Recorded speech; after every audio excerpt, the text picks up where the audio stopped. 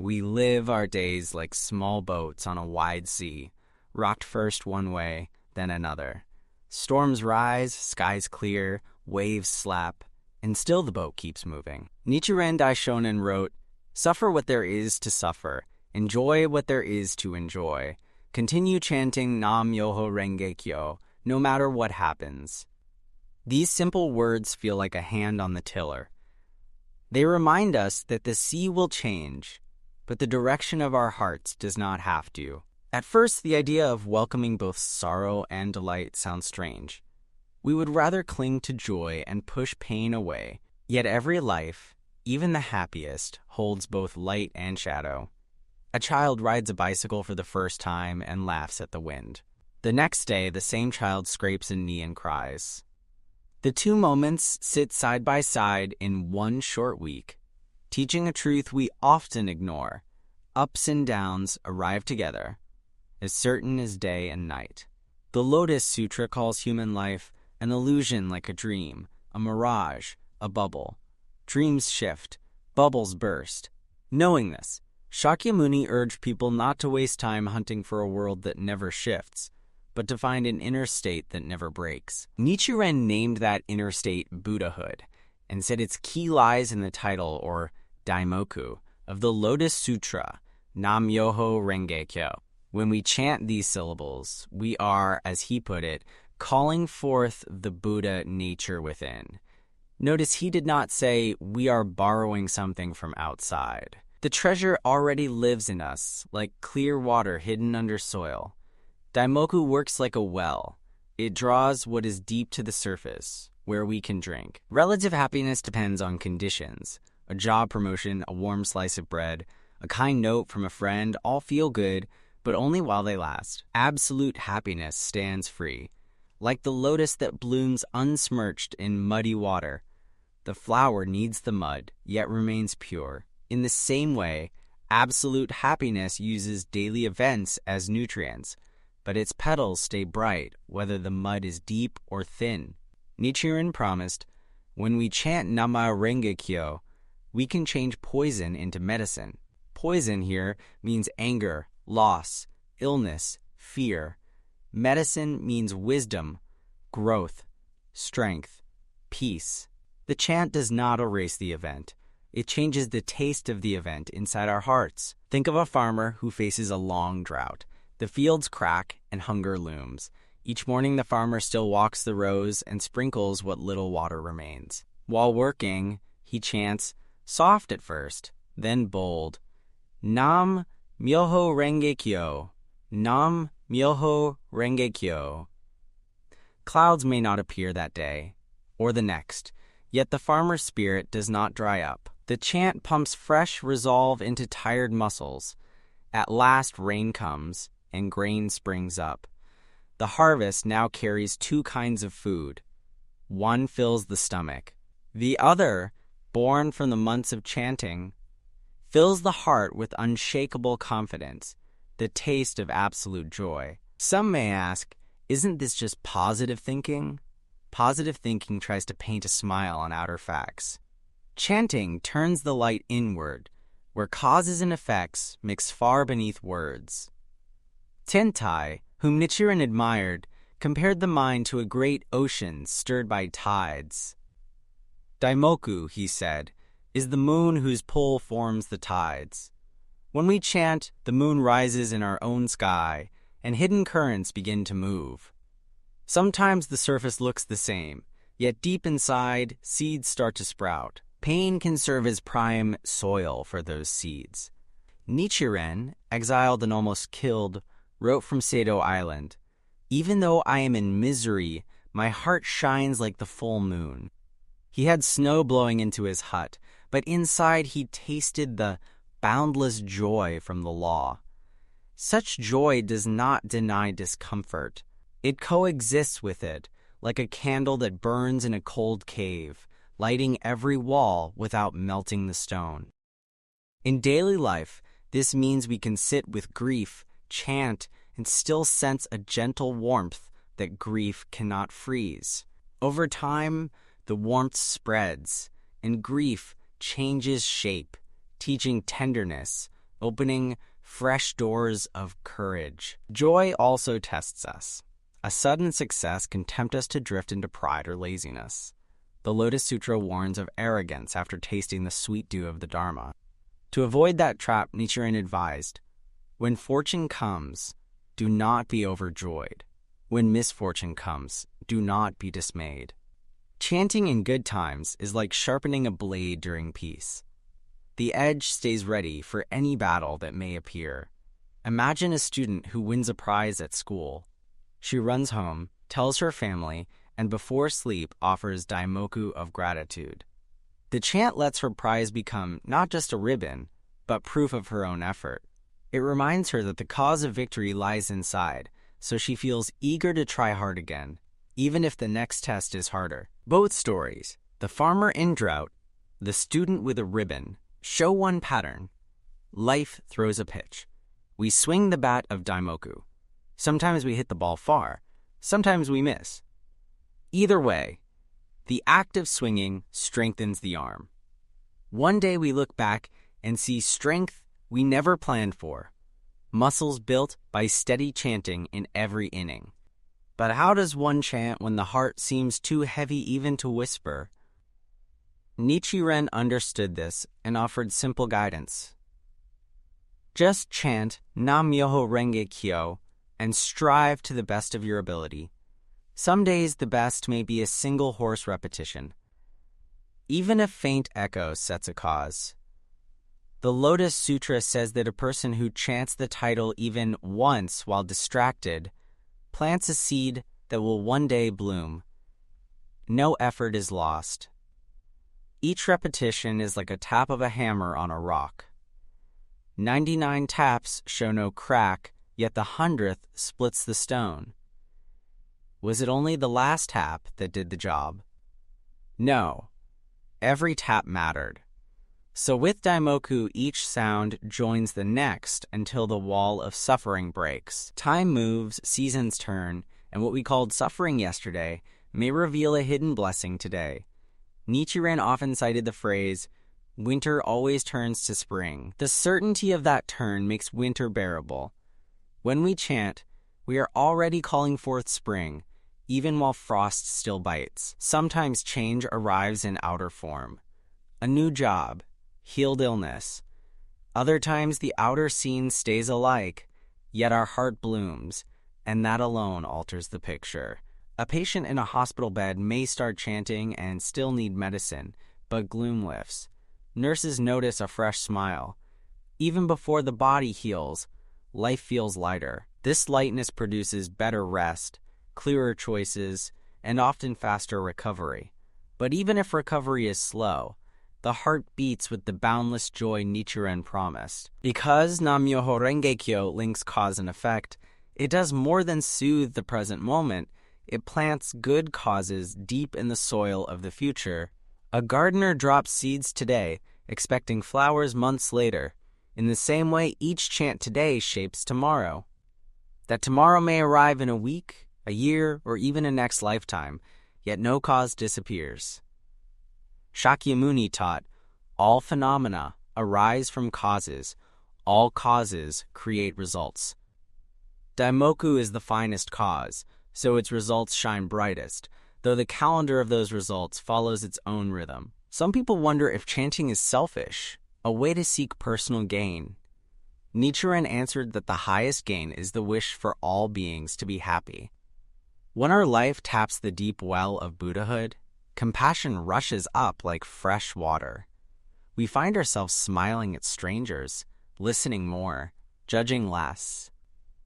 In one letter he wrote, "When one lights a lantern for another, one also brightens one's own way." Chanting lights that lantern inside, and its glow spreads outward without effort. There is a power, too, in chanting together.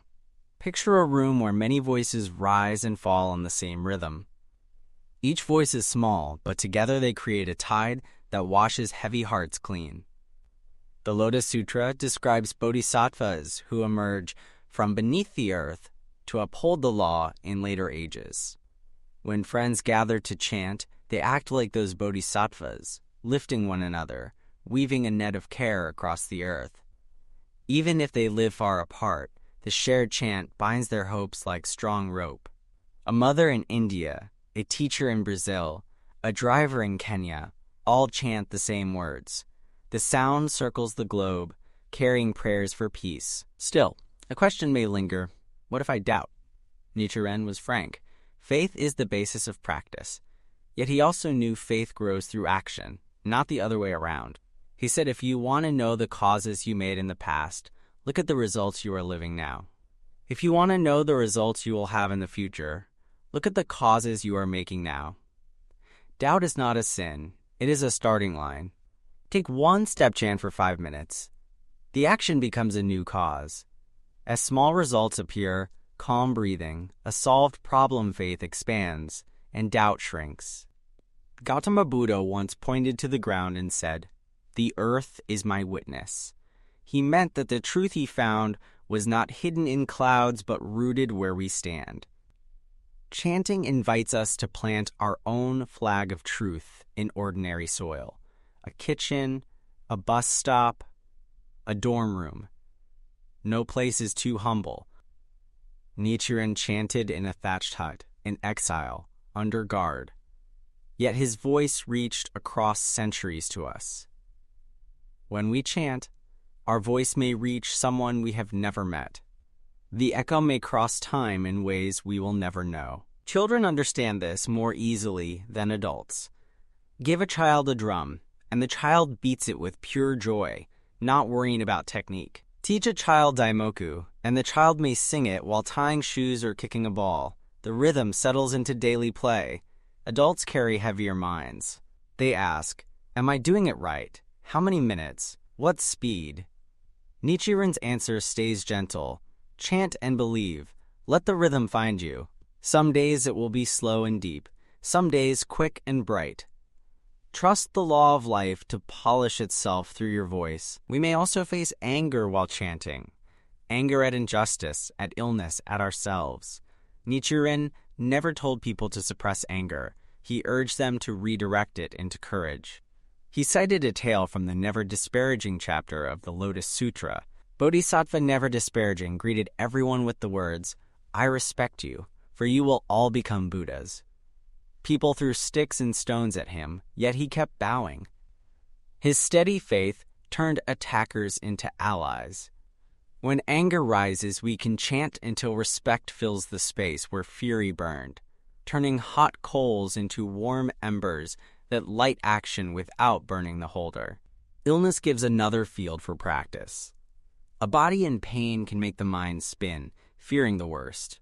Nichiren, writing to a follower with fever, said, "Regard your body as light, your life as the universe, and chant Nam-myoho Renge-kyo." He did not promise a magic cure. He offered a way to expand the mind so wide that pain fits inside it, the way a drop of ink disappears in a lake. Many have found that with steady chanting, fear loosens even when pain lasts, and often the body, feeling that calm, heals better. Money worries, too, can choke joy. Shakyamuni taught that poverty is one of the 4 sufferings. Nichiren advised people to chant for all needs, including food and shelter, because the mystic law is like a wish-granting jewel.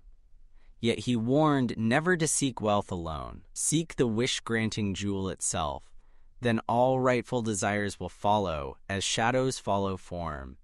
In practice, this means chanting with a heart that says, I will use any fortune to help my family and society, not, let me gain at others' cost. Fortune gained through such prayer tends to arrive in ways that lift many boats, not just one.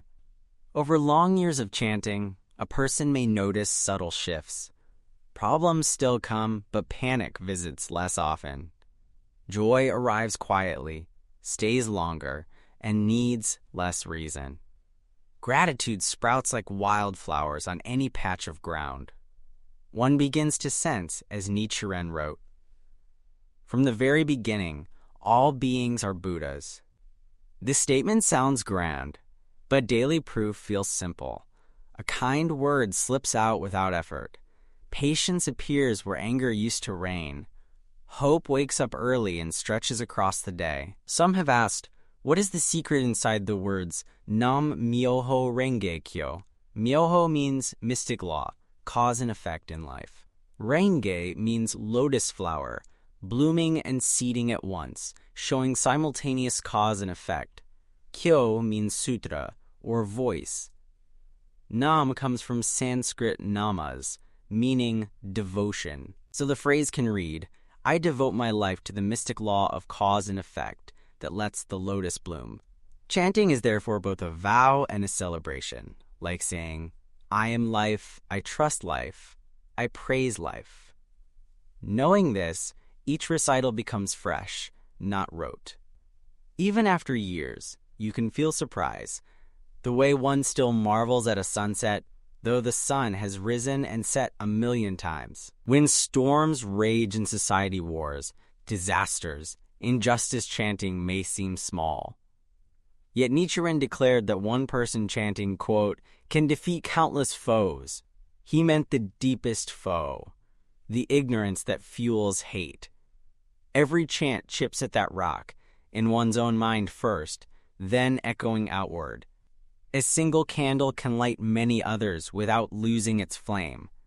In dark times, your voice is that candle. It may tremble in the wind, but it stands, and by standing invites others to stand. To keep the flame bright, continue chanting in rhythm with daily tasks. Whisper daimoku while washing dishes, driving, or walking. Some repeat it inwardly during meetings, listening and chanting at once. Far from distraction, this habit often sharpens focus. Life turns into practice. Practice turns into life. Nichiren's disciple Nikko wrote, at all times, chant as naturally as you breathe.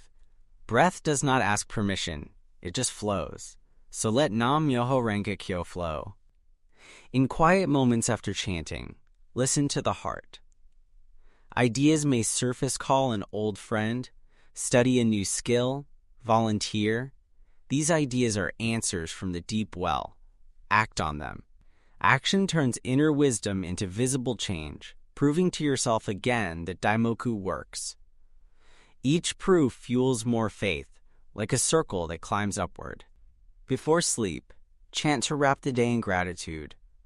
Remember a success, a mistake, and offer both to the mystic law. Night settles. The subconscious keeps turning the beads of daimoku while you dream.